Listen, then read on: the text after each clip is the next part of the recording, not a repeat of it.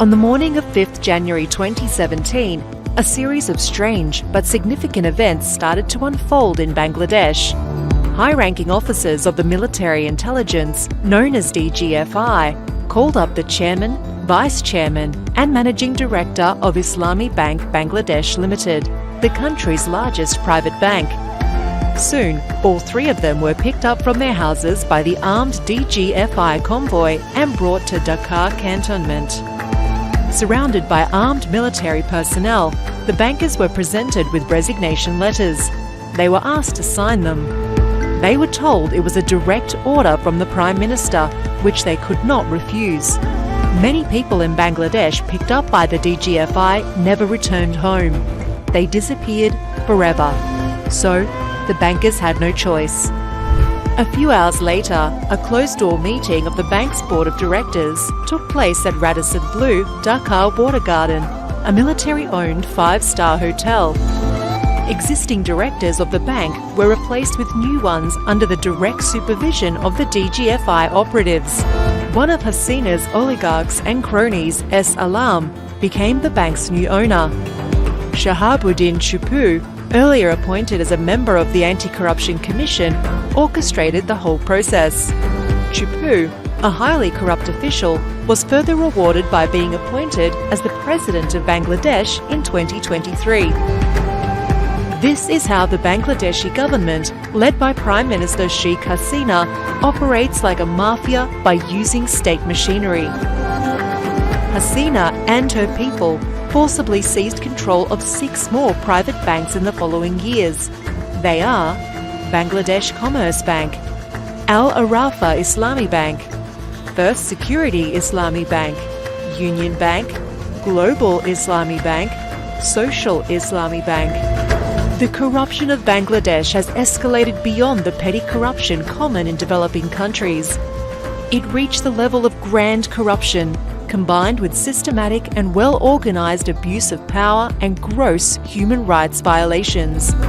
The current illegitimate Prime Minister of Bangladesh, Sheikh Hasina, has established multiple kleptocratic mafia networks involving military intelligence, DGFI, police, RAB, civil bureaucracy, crony capitalists, and her family members. In order to enjoy impunity, Sheikh Hasina has seized absolute control of the judiciary, curbed media and free speech, dismantled the parliamentary process, and systematically eroded all democratic institutions. This level of corruption is unprecedented in Bangladesh's recent history. It is only comparable to the corruption between 1972 and 1975 during the rule of Sheikh Mujib, father of Sheikh Hasina. The grand corruption of that time is well documented in global media, including the Far Eastern Economic Review, Washington Post, The Guardian, The Financial Times, Daily Telegraph, and so on. In January 2009, Sheikh Hasina became the Prime Minister of Bangladesh through secret negotiations between the then military-backed unelected government and the hegemonic power India. Since then, she's clung to power through rigged elections, extrajudicial killings, enforced disappearances, and blatant use of the judiciary and administration. Due to her government's widespread corruption, Bangladesh's foreign debt skyrocketed to $99 billion by June 2023, which is a massive 322% increase from the $23.5 billion in June 2009 when she took control. Corruption and thievery lie at the heart of her authoritarian and fascist rule, hidden behind a false narrative of national development. This has led to high inflation and a silent famine in Bangladesh. While Hasina presents the country as an economic success story with mega projects, in reality, these projects essentially serve as conduits for collecting massive commissions and laundering billions of dollars overseas. For instance, Hasina is currently overseeing the construction of a nuclear power plant with Russian collaboration. This project poses a severe environmental risk that endangers a densely populated area. The government has estimated the cost of this 2,400 megawatt nuclear plant to be US $13.34 billion. In contrast, a similar 2,000 megawatt nuclear plant was recently built in Tamil Nadu, India, for US $6.7 billion, half of the Bangladeshi project cost. In another instance, the per-kilometre cost of Dhaka-Payara Port Railway is budgeted at 2,500 million Bangladeshi taka. In contrast, similar railways in India cost a maximum of 170 million, and in Pakistan, a maximum of 150 million taka per kilometre. Building a railway usually costs around 230 to 310 million taka, according to global standards. But in Bangladesh, the government is spending 8 to 10 times more than this usual range. This unparalleled level of corruption persists across all mega projects in Bangladesh under the Hasina regime, including the Padma Bridge, Karnafuli Tunnel, broadcast satellites, Airbus acquisition, and various rail and highway constructions. In addition to grand corruption in mega projects, this mafia network, along with its external affiliates, is linked to one of the biggest bank robberies in 2016, known as the Bangladesh bank heist, where $101 million was transferred to different countries by hacking the central bank system. In 2017, they were accused of the Bangladesh bank gold scam, where they tampered with 963 kilograms of gold in the vault of the country's central bank. Then, in September 2023, more than 55 kilos of gold disappeared from a locker in the customs warehouse at Dhaka International Airport. People wonder how thefts like these can happen from supposedly secure places. These incidents and various other major state-supported scams have repeatedly shaken the country's economy.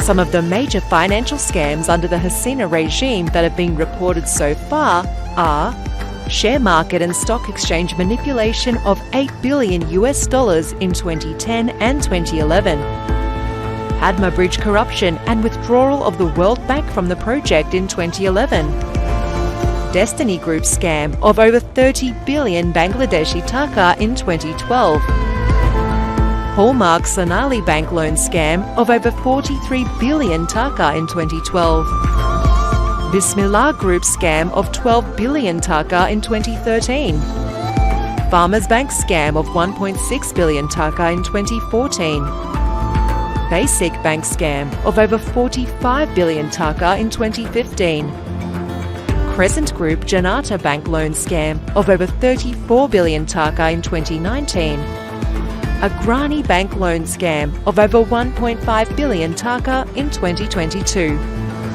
Sheikh Hasina initiated the so-called quick rental power plant scheme, wherein selected cronies received government approval and funding to establish small-capacity electricity plants at exorbitant costs without international tender. As Sheikh Hasina was aware of the illegality of the scheme, she enacted an indemnity ordinance to protect corrupt businessmen, government officials, and herself from future scrutiny and legal action. Hasina keeps her power and control over this kleptocracy by giving a free hand to government officials to indulge in widespread corruption. Civil and military bureaucrats are rewarded with promotions, high salaries, luxury houses, and expensive cars. However, the main beneficiaries of the corrupt system are Hasina's immediate family members and high-ranking political leaders of the ruling party, Awami League. Among the oligarchs in the nexus, the influential advisor to the fascist Prime Minister Salman F. Rahman, crony capitalist S. Alam, Aziz Khan, and Ahmed Akbar Sobhan are notable. Notorious business corporations like the Beximco, Basuntara, Hamim, Sumit, S. Alam, Meghna, and Mohammadi groups are integral to this corruption network. Sheikh Hasina runs her family like a mafia queen. Her son, Sajib Wajed Joy, daughter, Saima Wajed Patul, sister Sheikh Rehana, and nephew, Redwan Bobi Mujib, are important linchpins in the network to plunder national wealth. Other members of the Sheikh family involved in the corruption are Sheikh Halal, Sheikh Selim, Sheikh Fazle Nur Taposh, Abul Hasnat, Nixon Chowdhury, Sheikh Fazle Shams Parash, and Tariq Ahmed Siddiqui. Sheikh Hasina and her associates hide the looted money by investing in properties worldwide, saving in Swiss banks and laundering them to other tax haven countries. They have accumulated billions of dollars in locations such as Dubai, Cyprus, the West Indies, Haiti, India, China and Russia. Corrupt Awami League political leaders, police, army officers and government officials have invested in properties in countries like the US, Canada, UK, Australia, Malaysia and Singapore. The Washington-based organisation Global Financial Integrity revealed that an estimated $8.27 billion per year was illegally transferred from Bangladesh between 2009 and 2018. This fact is substantiated by the 2021 annual report of the Swiss National Bank and a report from the US Tax Justice Network. The systematic corruption of Hasina, her family members, and the members of her mafia gang extends beyond the domestic borders, posing a threat to global security.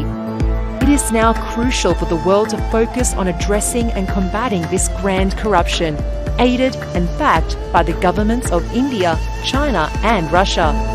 Measures such as enforcing the Global Magnitsky Act, visa sanctions and trade sanctions are crucial to curb this grand corruption in Bangladesh and prevent the spread of kleptocracy in the region. Sheikh Hasina is now in the process of prolonging her kleptocratic rule for 5 more years by conducting another farcical one-party election scheduled for 7th January 2024. It is the responsibility of the democratic world to stop Sheikh Hasina and bring her entire coterie to justice according to international law.